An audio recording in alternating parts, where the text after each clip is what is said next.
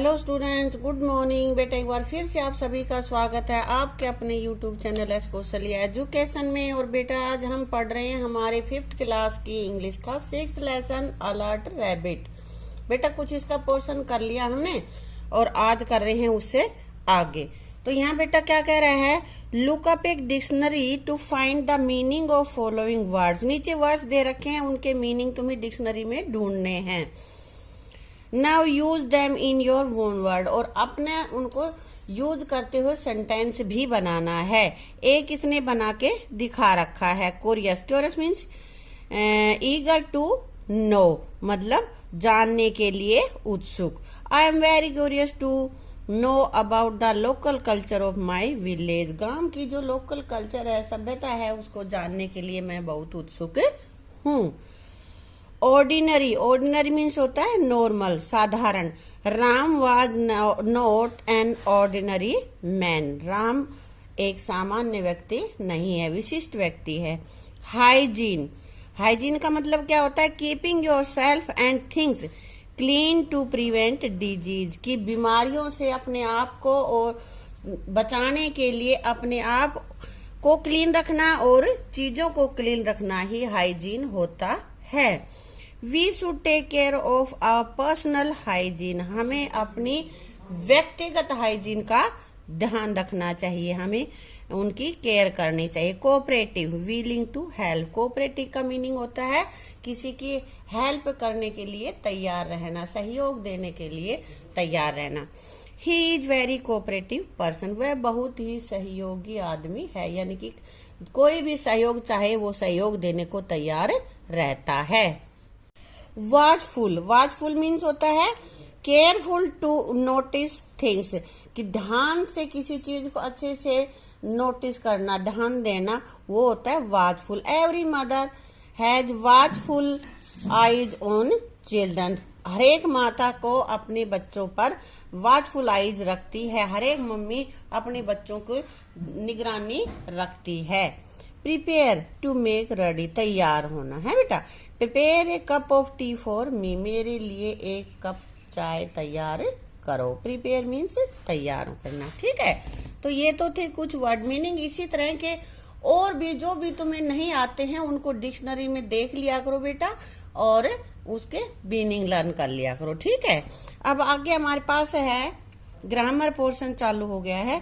Mother frog said, माता जो मेंढक है वो कहती, my kids will not go out to play, मेरे बच्चे खेलने के लिए नहीं जाएंगे। तो बेटा इस सेंटेंस को ध्यान से देखो, क्या है, मदर फ्रॉग सेड, और उसके बाद ये कोमा, और ये दो कोमा जो लगे हुए होते हैं इनको बोलते हैं इन्वर्टेड कोमाज। इसके अंदर कुछ लिखा हुआ है और वो वही वर्ण हैं जो मदर फ्रॉग ने कहे हैं। एक तो ये कहे कि मदर फ्रॉग ने कहा मेरे बच्चे बाहर खेलने नहीं जाएंगे, दूसरा मदर फ्रॉग ने कहा कि उसके बच्चे बाहर नहीं खेलने जाएंगे। तो बेटा दोनों में अंतर हो गया ना। एक तो जो मदर फ्रॉग ने कहा वो सेंटेंस हमने यूं का यूं रख दिया है, यूं का यूं बोल दिया है, और दूसरा हमने मदर फ्रॉग ने कहा वो चीज बता तो दी लेकिन अपने तरीके से बता दी। तो जो भी सेंटेंस जो जैसा बोला जाता है उसको वैसे के वैसे ही हम अगर यूज करते हैं तो वो हमारे पास क्या होता है, डायरेक्ट स्पीच, उसको हम बोलते हैं डायरेक्ट स्पीच। स्पीच मीन्स जो बोला गया है वचन, और डायरेक्ट मीन्स सीधा, जो कहा वो सीधा ही हमने आगे रख दिया है बेटा। तो इसी तरह के जो हमारे पास कुछ आगे सेंटेंसेस हैं, इसमें करवा रहा है अंडरलाइन द एक्चुअल वर्ड, चाहे एक्चुअल वर्ड कह दो या डायरेक्ट स्पीच कह दो इन द फॉलोइंग सेंटेंस। जो सेंटेंस एक्चुअल में जो कहे हैं वैसे के वैसे ही यहाँ लिख दिए गए हैं, उनको हमें अंडरलाइन करना है। Mukesh said to his mother, Mukesh ने अपनी माँ से कहा, I am not feeling well. तो इसमें बेटा कौन सा रहेगा, डायरेक्ट स्पीच? ये तो है नहीं, इन्वर्टेड कोमा नहीं है बेटा। जो भी इन्वर्टेड कोमाज के अंदर होता है वो डायरेक्ट स्पीच होता है, ये याद रखना। तो यहाँ जहां से इन्वर्टेड कोमा शुरू हुए हैं, ये कोमा यहाँ से शुरू हुए और वेल पे जाके रुक गए हैं, तो ये पूरा जो हमारा सेंटेंस है ये यहाँ तक का एक डायरेक्ट स्पीच है, तो इसको हमने अंडरलाइन कर दिया। आगे है जैबीर सेड टू मी, जैबीर ने मुझे कहा, फिर इन्वर्टेड कोमा आ गए ना, द ट्रेन वाज लेट। तो ये हमारा डायरेक्ट स्पीच है। ऐसे अब पता चल गया। I do not like sweet, ये शुरू वाला ही जो सेंटेंस है वही इन्वर्टेड कोमा में है, सैड रेखा। तो सैड रेखा नहीं है डायरेक्ट स्पीच। डायरेक्ट स्पीच वो है जो इन्वर्टेड कोमा के अंदर है।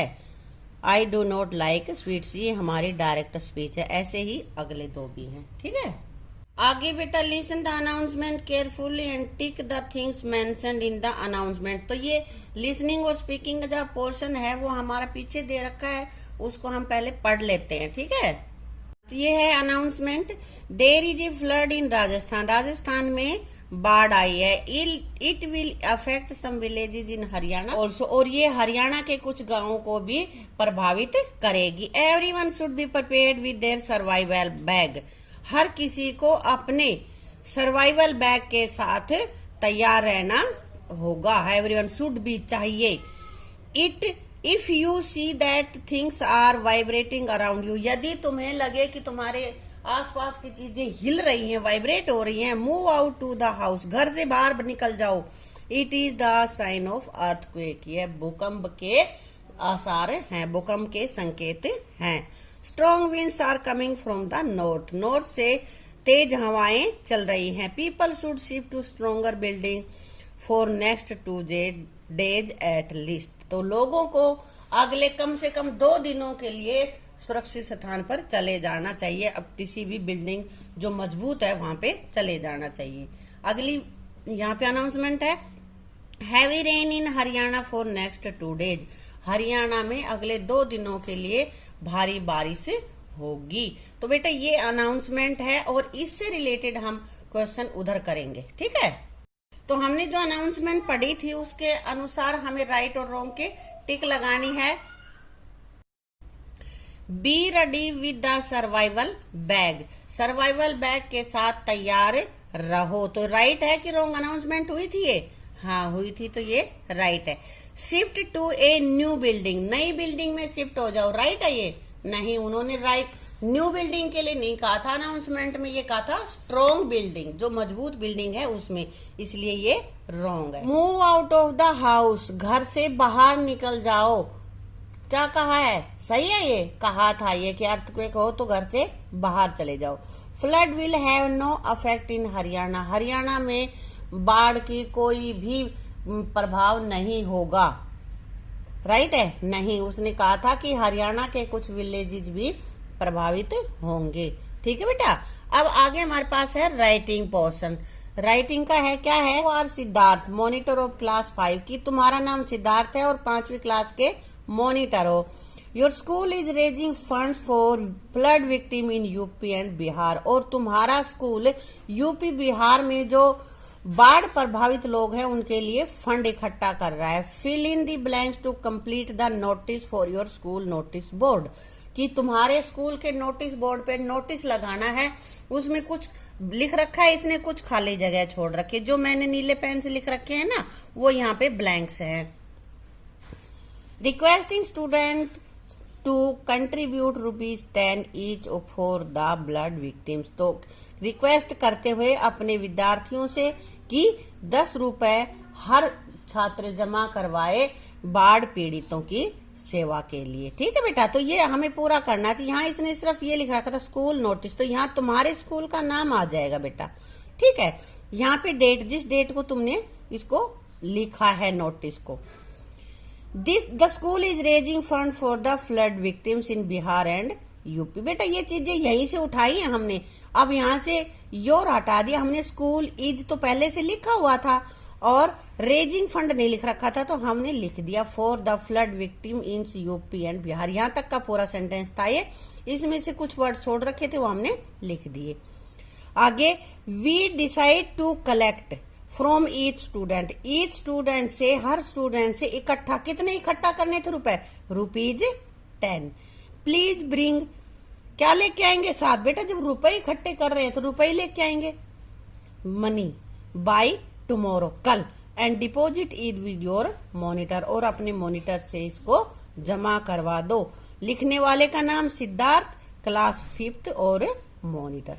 ठीक है बेटा, इस तरह से कोई भी नोटिस हम बना सकते हैं किसी भी सूचना को देने के लिए। ठीक है, आगे है after a recent earthquake some people who become homeless have put up tents in your surrounding. तुम्हारे आसपास के एरिया में भूकंप आने के बाद लोगों का टेंट लगाया है, जिनके पास घर नहीं है उनके लिए, रहने के लिए।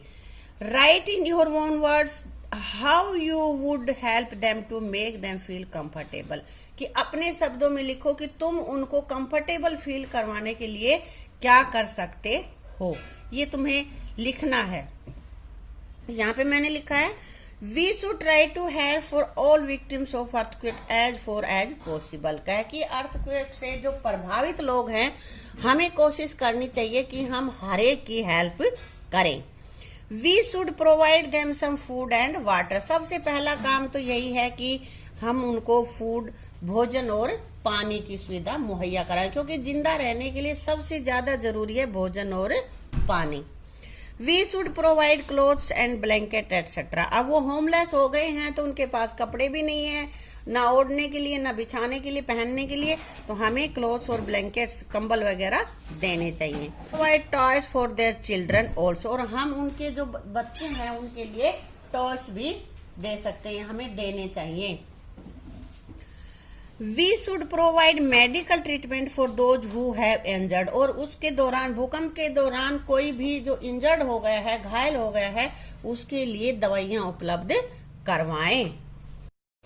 We should give money to organisation that have work for disaster victims. और हमें उन ऑर्गेनाइजेशन को धन देना चाहिए जो कि जो डिजास्टर पीड़ित जो लोग हैं उनकी सहायता कर रही है। उन ऑर्गेनाइजेशन को हमें जितना हम दे सकते हैं उतना फंड देना चाहिए।